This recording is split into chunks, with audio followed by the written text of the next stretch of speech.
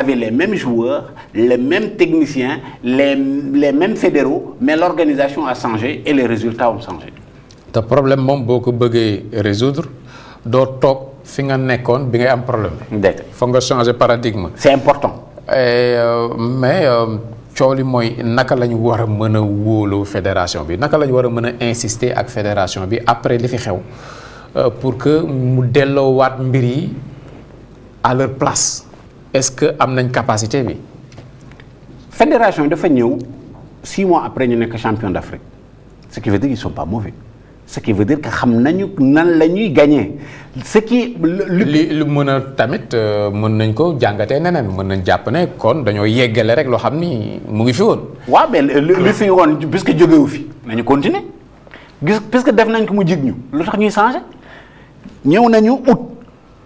En décembre, on a commencé la Coupe d'Afrique des Nations. Nous devons gagner. Est-ce que c'était bien passé? Est-ce que c'était pas bien? En tout cas, on avait gagné. Mais, même fédération, même structure Bobo, dem Coupe du Monde, ça c'était la catastrophe. C'était peut-être même la plus grosse humiliation. Mais humiliation, c'est surtout après la Coupe du Monde. Parce que les justifications, c'est ce qui nous a enfoncé, je pense. Nous allons revenir sur l'essentiel. Essentiel, comme nous l'avons dit, l'INFI fait comme Moubar depuis 10 ans, 15 ans, nous avons dit, alhamdulillah, c'est que nous avons fait, et la Coupe d'Afrique des Nations, nous allons continuer pour développer Coupe du Monde, après la Coupe d'Afrique des Nations, nous li ci am solo mooy aujourd'hui fédération bi ñu fal nii dañ leen fal pour 4 ans c'est important qu'on le dise ils sont élus pour 4 ans te aujourd'hui amul benn mécanisme boo xam ne pour ñu empêcher leen dérouler seen mandat de 4 ans à moins qu'il y ait des décisions comment on appelle ça ay tribunal arbitral ak yooyu mais en tout cas au niveau du Sénégal on n'a aucun moyen pour tere leen ñu def seen 4 ans li ñu war a def bu dee dañu war a fàtte kan mooy nekk à la fédération jàpp ne ku mënti nekk fédération dañ fi nekk pour liggéeyal équipe nationale Sénégal jàppale fédération bi pour ñu retrouver la sérénité et l'orthodoxie mooy jàppale équipe nationale du Sénégal man en tout cas loolu laa gëm bu ñu sax xalaat ne que am na ministère am na tel ak tel kenn mënu leen tere def seen mandat en tout cas ici au Sénégal. Maintenant il faut du grave quand même bu ñu ko defee.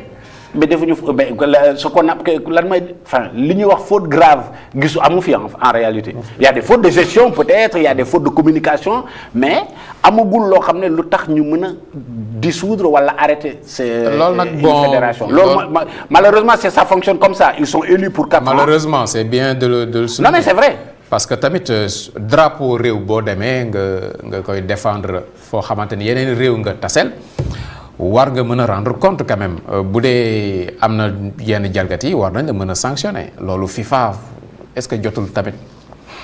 waaw peut-être ça rappelle parce que affaire football du football rek affaire fierté la affaire xol la affaire yëg-yëg la.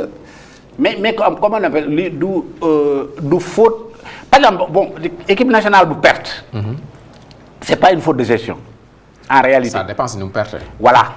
Le problème bàyyi noonu léegi nag on interroge nan la équipe bi perte il y a eu des manquements tout ce qu'on peut faire encore une fois que ce soit FIFA ou gouvernement du Sénégal wala ñeneen ce qu'on va faire tout simplement c'est d'amener des correctifs mais c'est pas parce qu'une équipe a perdu sa campagne qu'on va dissoudre une fédération. Non, ça marche pas comme ça, sinon ça aurait été trop facile.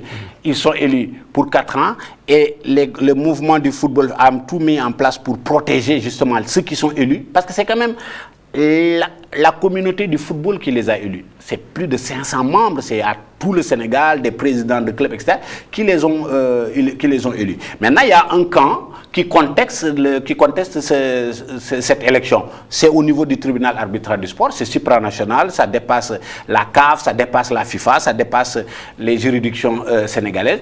Nous avons décidé. Avec soupçons de corruption. Wow, je veux dire que mais lolo, jotewul dara ak résultat actuel. C'est pas parce que ils n'ont pas réussi la Coupe du Monde qu'on va les enlever. Ça ne marche pas comme ça. Dans un autre dossier maintenant, sur les méthodes comment on appelle ça conditions yi ñu accéder à la fédération am na contestation buñ ci dugal ça c'est autre chose mais ce qui est important pour moi mooy nañu bàyyi déjà di wut nan la ñuy def nan la ñuy fexe pour jëlee leen fii nañu wut surtout nan la ñuy fexe pour jàppale leen ñu revenir ci équipe nationale xamoon ces 10 dernières années pour ñu continuer di performer parce que tant que ñu ngi continuer di xool nan lañ leen di il faut les enlever on va perdre du temps et l'équipe nationale du Sénégal va perdre du temps. Abdoulaye Bamba Gningue ni ki xale africain yëpp sénégalais yëpp football nga ah. waay au moins sa koñ quoi. waaw football naa Gandiaye tuuti. Gandiaye de mosuma fa jugee jour bu jugee Gandiaye. waaw am na joueurs yu mag nag. ah bon waaw am na joueurs yu mag Gandiaye bay lañ xam. ak jàngi école am na joueurs yu mag ku mel ni Abou Sarr yaakaar naa dem na ba football Jaraaf sax. waaw joueur bu mag Gandiaye la nekkoon. bu ko Aboubacry Ba xamee rek. waaw xam nga Abou Sarr xam naa. voilà. yaa koy jàppale de. Abou Sarr xam naa. ok mais finalement bon. ay sénégalais ñoo nekk fédération. ay sénégalais ñoo nekk présidence. ay sénégalais ñoo nekk assemblée. ay sénégalais ñoo nekk ci daayira bi. mais dafa mel ne mburu foofu ko fërin quoi nu mu lëjee ci football bi noonu la lëjee ci seen politique bi. yow noo jàngatee gis nañ président fédération football. mais bi mu defee conférence de presse ba pare. ñëpp a taf seen gémmiñ. mais loolu yow en tant que sénégalais noo ko jàngatee.